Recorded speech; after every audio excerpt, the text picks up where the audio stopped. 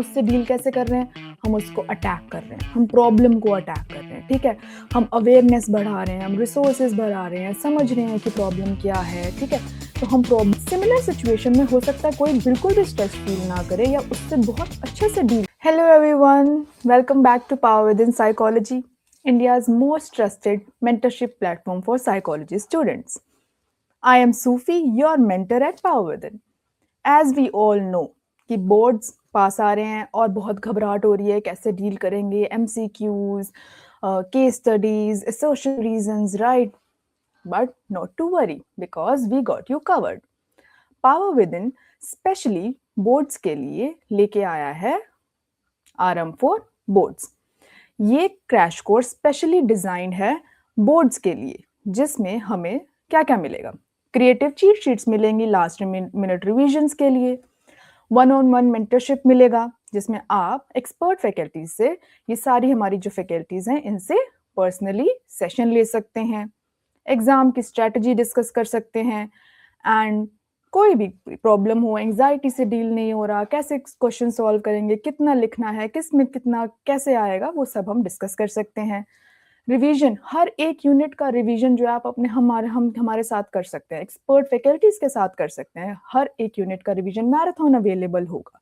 Sample papers, आप previous year paper solve कर सकते हैं, सैम्पल पेपर सॉल्व कर सकते हैं, उसका कंप्लीट सोल्यूशन अवेलेबल है, और खुद का सॉल्व करा वो पेपर मेंटर से चेक भी करवा सकते हैं एट वेरी अफोर्डेबल प्राइसेस। तो आप जाइए पावर विदिन की वेबसाइट पे जाके चेक करिए या ऐप पे चेक करिए। This would be a very beneficial course for your last minute revision. Okay, so आज हम यूनिट 3 के कुछ इंपॉर्टेंट टॉपिक्स को डिस्कस करेंगे जो एग्जाम्स में आते हैं और हम कंफ्यूज हो जाते हैं। तो इसका कंप्लीट मैराथन हमारी ऐप पे और इस कोर्स में अवेलेबल है, बट कुछ इंपॉर्टेंट टॉपिक्स आपके लिए हम यहाँ यूट्यूब पे कवर करेंगे। पहला टॉपिक है हैंस आइलिस का general adaptation syndrome, GAS। According to this theory, stress से हमारी बॉडी सिमिलरली डील करती है, रिगार्डलेस कैसा भी थ्रेट है। Individual physiologically same pattern show करता है, सेम तरह के रिएक्शंस शो करता है। पहला stage fight and flight stage, जिसको हम अलार्म रिएक्शन स्टेज भी कहते हैं। जैसे ही हम कोई भी थ्रेट से एनकाउंटर हुए, फॉर एग्जांपल हम सड़क पे चल रहे हैं और अचानक से कुत्ता आ जाता है और हमें बहुत डर लगता है, तो हमारी बॉडी में, ब्रेन में सिग्नल्स जाएंगे, कॉर्टिसोल, एड्रेनलिन ग्लैंड्स एक्टिवेट होंगी, एपिनेफ्रिन रिलीज होगा, फाइट एंड फ्लाइट, हमारा सिंपैथेटिक जो नर्व रिस्पॉन्स है वो एक्टिवेट हो जाएगा। ओके, देन हमारा आता है रेजिस्टेंस स्टेज। जब कोई स्ट्रेसर बहुत लंबे टाइम तक मेंटेन रहता है तो हमारी बॉडी ट्राई करती है कि हम उससे कॉप कर सकें, सारे रिसोर्सेज यूटिलाइज कर सकें और होम्योस्टेसिस मेंटेन करने की कोशिश कर सकें। तो बॉडी टेंस है बट अपने रिसोर्सेज यूटिलाइज करने का ट्राई कर रही है। थर्ड स्टेज होता है एग्जॉशन। जब हमारे सारे रिसोर्सेज जो है वो यूटिलाइज हो चुके हैं, बॉडी एग्जॉशन पे, हम डेली लाइफ में भी यूज करते हैं कि we are exhausted, when we are exhausted we are not able to deal with it. That is the stage जहाँ पे signs of wear and tear देखते हैं, हमारी इम्यून सिस्टम कॉम्प्रोमाइज होना स्टार्ट हो जाता है, हमारा बर्नआउट हो जाता है, एंजाइटी फील होती है हमें, इलनेस, हम बीमार हो जाते हैं।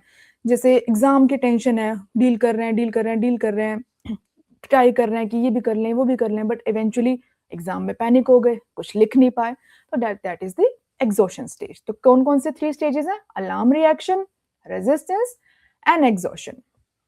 अब इसके कॉन्ट्रडिक्शन में लेजरस की कॉग्निटिव थ्योरी ऑफ स्ट्रेस है। ये थ्योरी हमें कहती है कि सबका सेम रिस्पॉन्स नहीं होता है, हमारा जो कॉग्निशन है, हमारा परसेप्शन है, वो डिसाइड करता है कि हम कैसे डील करेंगे। क्योंकि हमने ये देखा है कि सिमिलर सिचुएशन में कुछ लोग बहुत ज्यादा एक्सट्रीम स्ट्रेस्ड फील करते हैं, एंड सिमिलर सिचुएशन में हो सकता है कोई बिल्कुल भी स्ट्रेस्ड फील ना करे या उससे बहुत अच्छे से डील कर पाए। फर्क कहाँ आएगा कि हमारे परसेप्शन में, हम कैसे सिचुएशन को परसीव कर रहे हैं, राइट। अब इसमें सबसे पहले प्राइमरी अप्रेजल होता है। कोई भी सिचुएशन है, कोई भी चेंजिंग एनवायरनमेंट है, हम सिचुएशन को या तो पॉजिटिव देखेंगे, या तो न्यूट्रल देखेंगे, या नेगेटिव देखेंगे। जब हम किसी सिचुएशन को एज ए नेगेटिव परसीव कर रहे हैं तो हम उसको 3 पार्ट्स में परसीव कर सकते हैं। या तो हम उस सिचुएशन को एज ए हार्म देख रहे हैं कि ये सिचुएशन हार्म पहुंचाएगा, या पहुंचा चुका है, इज ए थ्रेट देख रहे हैं कि ये फ्यूचर में हमें हार्म पहुंचाएगा, या एज अ चैलेंज कि ये एक अपॉर्चुनिटी है डील करने के लिए। ये हमारा फर्स्ट रिएक्शन है, प्राइमरी अप्रेजल है। जब हम प्राइमरी अप्रेजल कर लेते हैं तो फिर आता है सेकेंडरी अप्रेजल। सेकेंडरी अप्रेजल में हम रीइवैल्यूएट करते हैं, रीइवैल्यूएट करते हैं कि जो हमें लग रहा है क्या हमारे रिसोर्सेज उसी हिसाब से हैं। फॉर एग्जाम्पल, मैंने किसी सिचुएशन को आपके एक छोटा सा आपका एग्जाम्पल लेते हैं कि एमसीक्यूज में कुछ चेंज आया, ठीक है, मान लो असर्शन रीजन ऐड होने लगे। नाउ आई थॉट कि ये एक थ्रेट है मेरे लिए, I am not good at assertion reason question.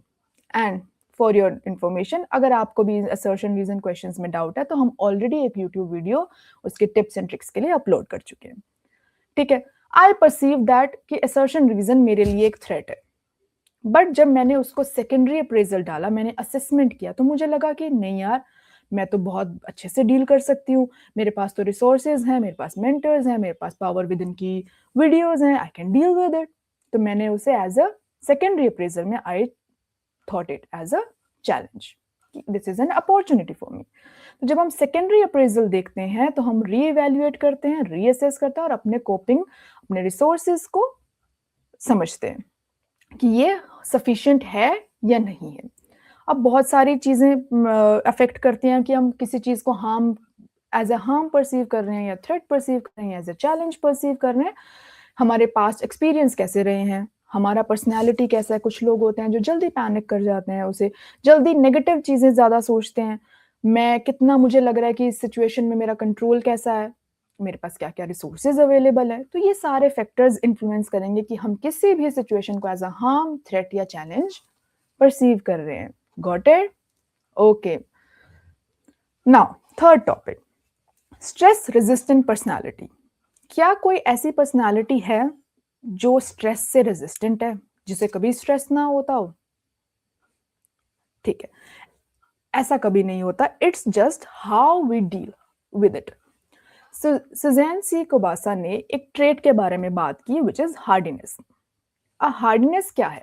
जिस इंसान के अंदर ये हार्डनेस ट्रेट होगा वो स्ट्रेस से रेजिस्ट कर सकता है, मतलब स्ट्रेस से बेटर डील कर सकता है, फाइट बैक कर सकता है। अब उस हार्डनेस ट्रेट के 3 कंपोनेंट हैं, कमिटमेंट, कंट्रोल एंड चैलेंज। अब ये तीनों को हम आराम से समझते हैं। कमिटमेंट, कि मैं जो भी चीज कर रहा हूं, मैं कितना उससे पर्सनल कमिटेड फील कर रहा हूं, जो भी चीज कर रहा हूं उसमें मैं मीनिंग ढूंढ पा रहा हूं या नहीं। Meaning towards family, meaning towards my work, my social life. तो हैविंग अ मीनिंग टुवर्ड्स, जब हम किसी चीज में एक मीनिंग ढूंढते हैं, we feel more committed. Second है कंट्रोल, मुझे अपनी लाइफ पर कितना कंट्रोल फील हो रहा है, कितना मेरा लाइफ में डायरेक्शन है, कितनी चीजें मेरे हाथ में। जब भी, जैसे फॉर एग्जांपल, अभी आप कॉलेज में जाएंगे 12th के बाद, ठीक है, अगर आपके पास एक मीनिंग है कि मैं इस कॉलेज से सीखूंगा, मेरे लिए एक अच्छी अपॉर्चुनिटी है, मैं यहाँ ग्रो करूंगा, तो आपने जब पर्सनल मीनिंग अटैच कर दिया, you are more committed. Stress आएगा तो आप बेटर डील कर पाओगे because you have a purpose, you feel things are in your control. And तीसरा सी क्या है? चैलेंज। जब भी लाइफ में सिचुएशन आए, मैं उसे हमेशा अगर थ्रेट नहीं लूं, मैं उसे एज ए अपॉर्चुनिटी देखूं, नॉर्मल देखूं, पॉजिटिव देखूं। तो किसी इंसान में अगर कमिटमेंट है, लाइफ की में कंट्रोल फील हो रहा है, चीजों को एज अ चैलेंज परसीव कर रहा है, have the trait of hardiness, and that person can deal with this stress, can fight back, can make a wall towards the stress very easily. That is a stress resistant personality. Okay, चलो, stress के बारे में बहुत बात कर लिया, कोप करना भी आना चाहिए, राइट? तो हम अब समझेंगे दो